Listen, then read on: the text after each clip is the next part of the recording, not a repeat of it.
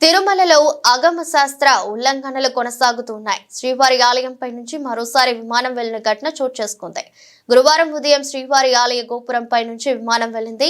అయితే ఆనంద నిలయంపై ఎలాంటి సంచారం ఉండకూడదని గతంలోనే ఆగమ పండితులు తెలిపిన విషయం తెలిసిందే. అయితే ఇలాంటి ఘటనలు తరచూ చోటు చేసుకుంటూనే ఉన్నాయి. తిరుమలను నో ఫ్లై జోన్ గా ప్రకటించాలని ఇప్పటికే టీటీడీ కేంద్ర ప్రభుత్వానికి విజ్ఞప్తి చేసింది.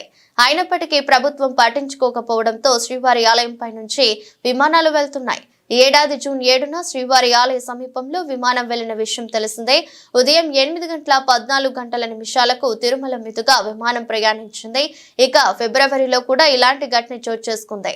ఫిబ్రవరి 15న ఆలయం గోపురంపై నుంచి 2 జెట్ విమానాలు వెళ్లాయి. కాగా తిరుమలను నో ఫ్లయింగ్ జోన్ ప్రకటించాలన్న టీటీడీ విజ్ఞప్తిని కేంద్రం పట్టించుకోకపోవడంపై భక్తులు ఆగ్రహం వ్యక్తం చేస్తున్నారు.